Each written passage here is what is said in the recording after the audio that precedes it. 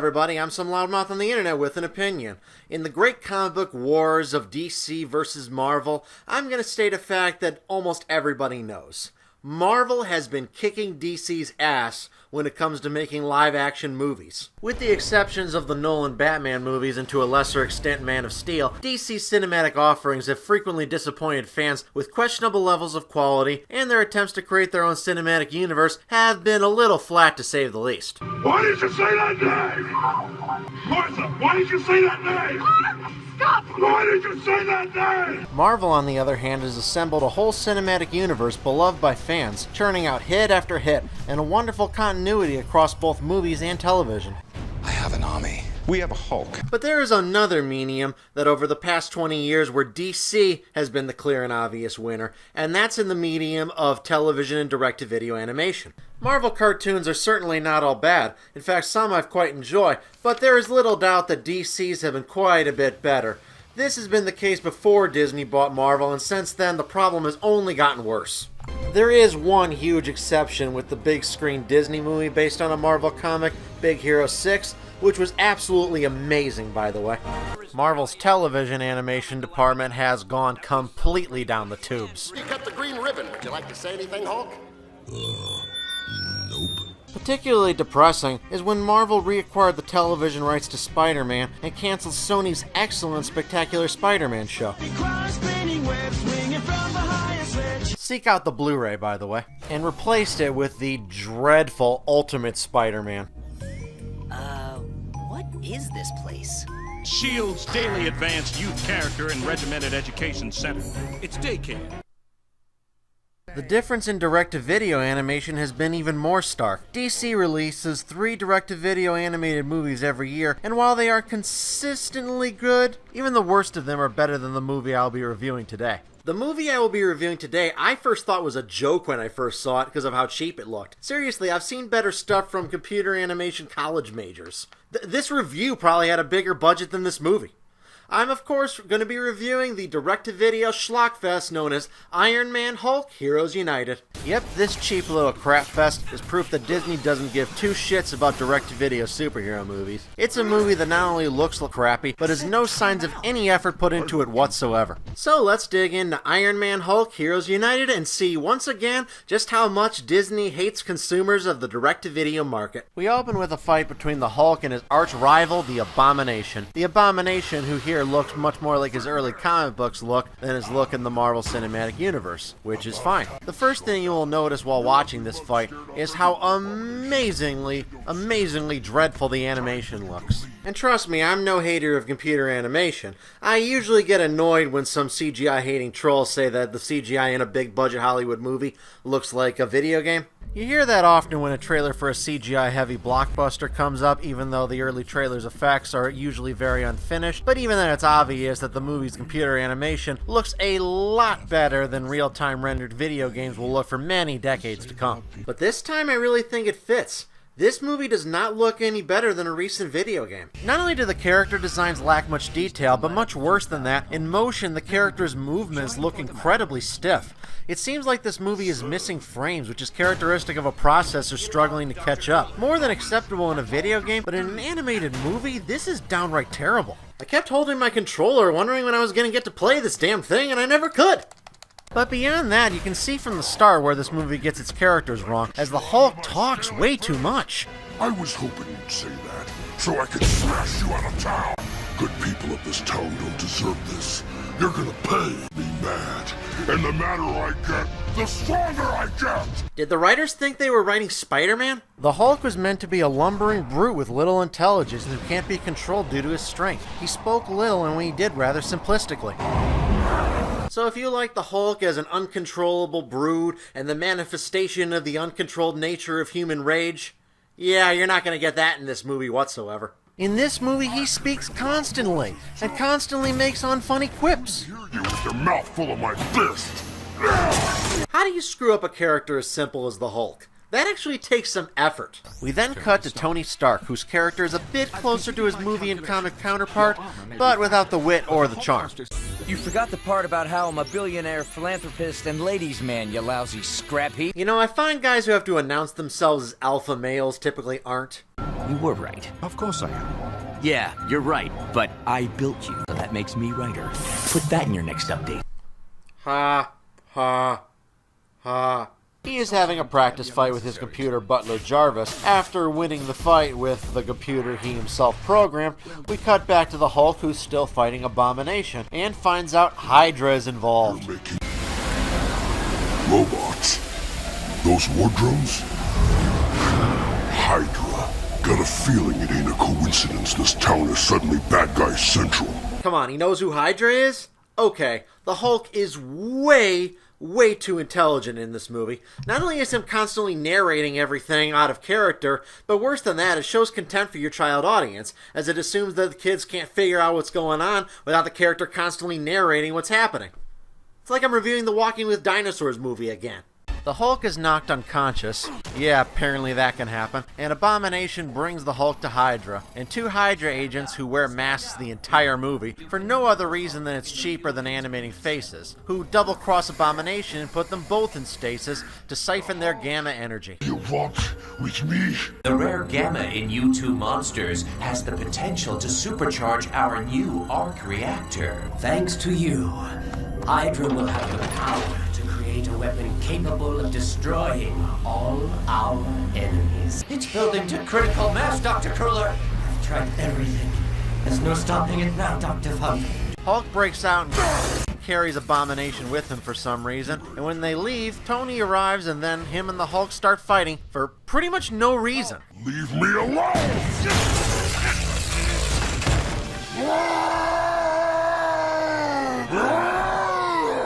Where do you think you're going? And again, this fight looks terrible. Hulk, I know we're friends, but you need to relax. Or I'm... Or nothing, Stark! Strongest there is, huh? Seriously, this movie's version of the Hulk is the weakest on-screen Hulk since the Lou Ferrigno version. He constantly gets knocked out, brushed aside with a little blaster, and later blinded. Oh, spoiler alert. That was just a tap. You gonna calm down so we can talk? Maybe, after I turn your armor into a soup can.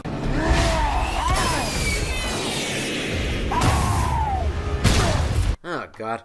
You know, I don't expect this movie's animation to match Pixar or anything like that, but this movie's animation pales even next to television animation today. Here's a clip from Green Lantern the Animated Series, a Cartoon Network series that came out a year before this movie. While the character designs are not that highly detailed either, they move in a fashion that's much more smooth and natural to the eye, and that makes this animation much more appealing to look at.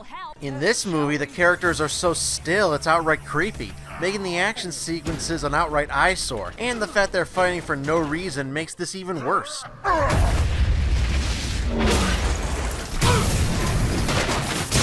Also, if this version of the Hulk is weak enough that Iron Man can hold his own against him in his regular armor, why bother building the Hulkbuster? Iron Man vs. Hulk fights are not that new as far as Marvel Comics go. That is why we have Hulkbuster armor. But usually there was a reason for a fight, usually involving the Hulk being completely out of control. All those gadgets and doodads, and still you're not so tough.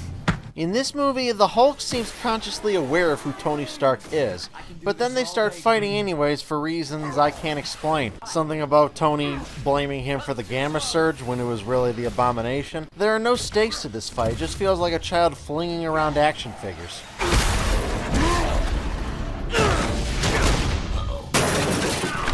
My advice is just buy your 8-year-old a Hulk and Iron Man action figure and watch them play with it. It'll be just as meaningful as watching this movie. Eventually, the two of them stop their pointless fight after, get this, have a conversation. No, I never. But I didn't even cause the problem here. Hydra did. Hydra? Those guys are always trying to take over the world.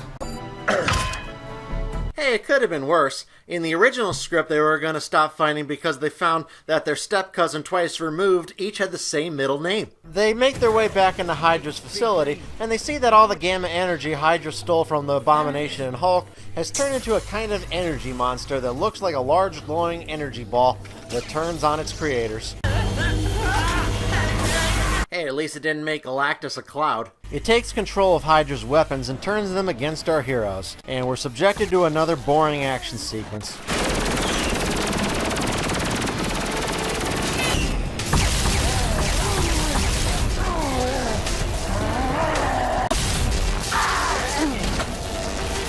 You know, could you imagine if Loki met this version of the Hulk in the Avengers? Enough! I am a god, you dull creature! Take this! And this! And this! The movie just wouldn't have been the same. After a few minutes of tedious, badly animated action, Tony stops them with an electromagnetic pulse. So how is Iron Man's suit still working? Wouldn't an electromagnetic pulse disable his suit? You know, they tend to destroy machines. Never mind. Hulk follows Iron Man onto his shield helicarrier so they can have a pointless argument about kitchens. Hulk is hungry. So where's the kitchen in this flying cruise ship? You can have dessert when you finish your chores. I need you to clear the debris down there. The only thing I'm looking to clear is the food out of your fridge. Your ass used to be beautiful. Yep, the movie just stopped there to watch the Hulk scratch his ass. I hope in Avengers Infinity War, if Captain America ever has to pick his nose, it better be on screen. Then we find out that the Gamma Energy Orb from earlier has taken over Tony's shield helicarrier, and they decide to have a debate on renewable energy. Must feed on energy. Humans rely on energy too, and we can't survive without it. Humans not worthy. Humans waste energy. We don't want to waste energy. We're trying to conserve, to get better. We've even created renewable power sources. Oh, God, shut up! Predictably, this leads into yet another terribly animated action sequence where they chase down the energy monster and fight more robots in a scene that looks like the opening to a video game level we never get to play.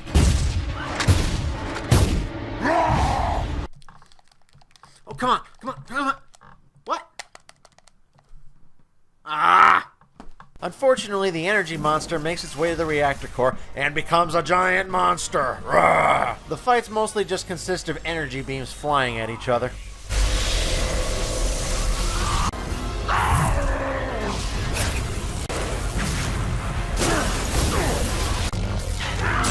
Jarvis, tell me you got something. Use high voltage, but...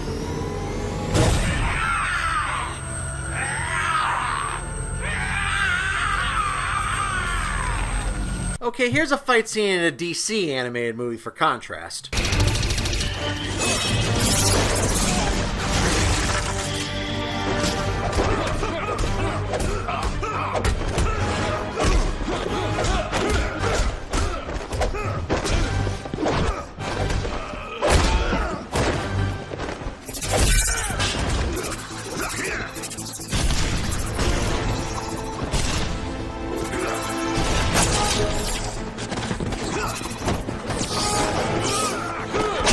See what I mean when it comes to DC kicking Marvel's ass when it comes to direct-to-video animation? The energy monster blows Hulk and Iron Man out of the ship, and they fall into a cemetery and are quickly attacked by... monsters. Jarvis, what are we up against here? Based on my scans, these creatures appear to be the Wendigo, sir. A legendary cursed beast rumored to consume anything in its path. No need to fret. The Wendigo tale was created to frighten children. They do not actually exist. That's not helping, Jarvis. You know, this scene, at least in terms of atmosphere, is more effective than this movie has been up until now, but this feels like a completely different movie that the characters just fell into. Not to mention, where did these Wendigo creatures come from and what exactly are they? It never explains. The Hulk was temporarily blinded after fighting the energy monster on the ship, so he uses Tony as his eyes to beat the Wendigo. I'm not a backpack, Hulk. Here they come. From where? From everywhere. Smash left. No, stop. Wouldn't the Hulk's healing abilities prevent him from going blind from an electric shock? No, of course not. Big uppercut.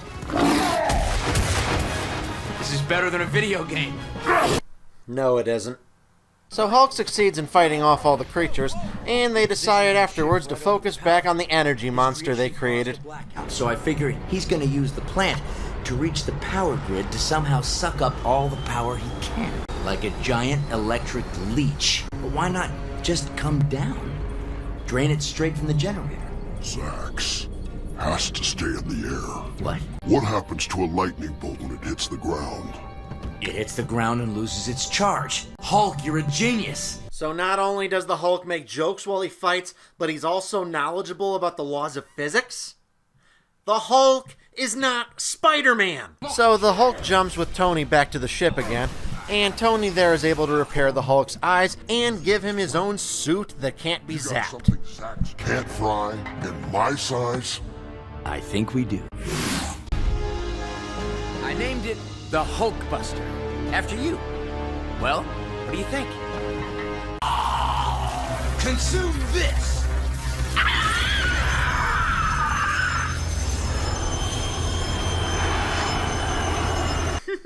Seriously? Oh, come on. The Hulkbuster armor was designed for Tony to wear it to fight the Hulk. It was not built for the Hulk to wear it. I know that Tony's a skilled inventor, but adapting it for that in just a few minutes is ridiculous even for the Marvel Universe. I don't think so. Hulk, didn't you want this so that your eyes couldn't be zapped anymore? Doesn't take the visor off kind of remove the purpose of the damn thing now? Smash? Smash. So to sum up this fight real quick for you, Tony attacks the energy monster from the air while the Hulk tries to smash him from the ground. Sir, I feel compelled to remind you. That there's still a missile chasing us? I know.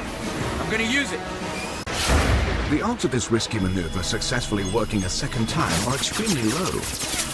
I told you, Jarvis. I always beat the odds.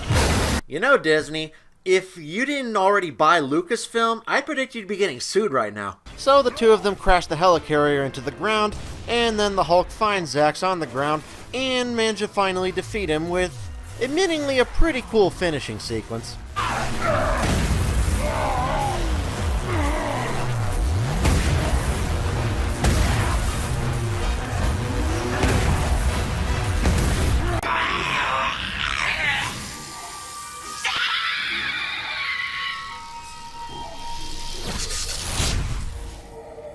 But it's a little late to make the Hulk badass now. So the two of them sit down as pals, they both decide to go to lunch.